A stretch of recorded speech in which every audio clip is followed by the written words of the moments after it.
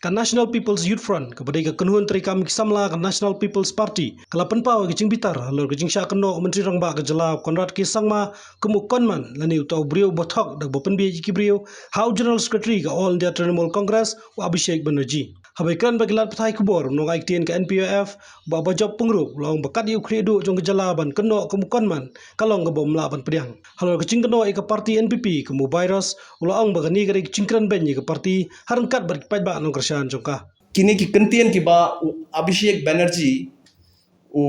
National General Secretary jong ka Trinamool Congress ba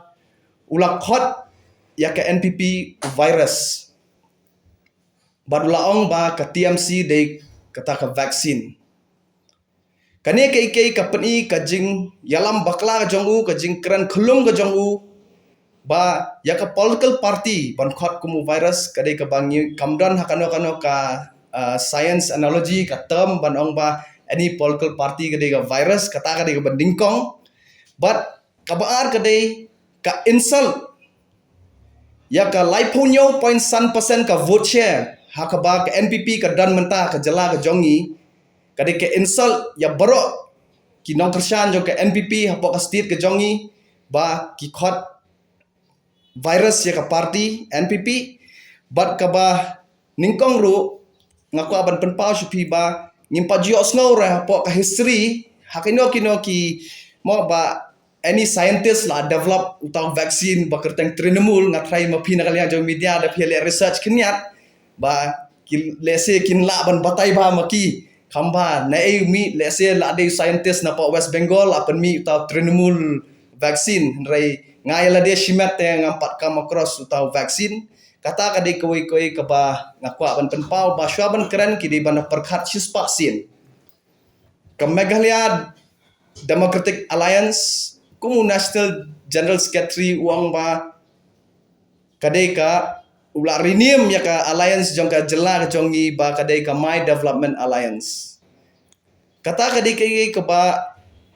Abhishek Banerjee umdon hok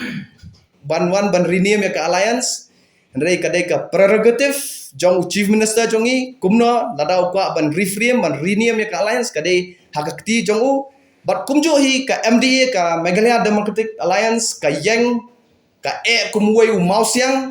but baro ki coalition partners ki badan hapo kane ka MDA nadu na ka UDP ka PDF ka HSPDP ki independence baro ka NCP ki adan lang bat nyalong united kawai hakane ka MDA but ngasko ba kamdei ka duty ka jong u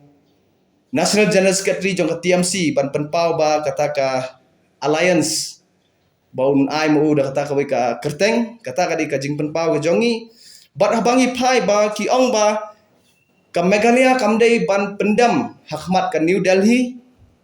but u ongru kawai ka kentien ka ba ong ba u chief minister jong ka jela ula shajiet hakipat ba I want to correct him. Ngaku apan correct you. No chief minister jong kano ka jela umju shajiet hakipat ba. According to the constitution, the MLAs elected will choose the chief minister. Ki MLA ki bla shajiet ki bajop ki di banjiet yo chief minister. Rei mau ang ba u chief minister jong ka jela jong ila shajiet hakipat ba nganget ba kum ubriu ba sngau balatip ya kaan udi ban puli constitution ba kidai ki MLA ki budget you chief minister but hangtaru kidai ki ba belong ka misleading ka statement ka jong u but ong ba ka NPP kadai ka proxy jong BJP ru kadai ka ba ngingim la ban pediang namar ba ka government of Meghalaya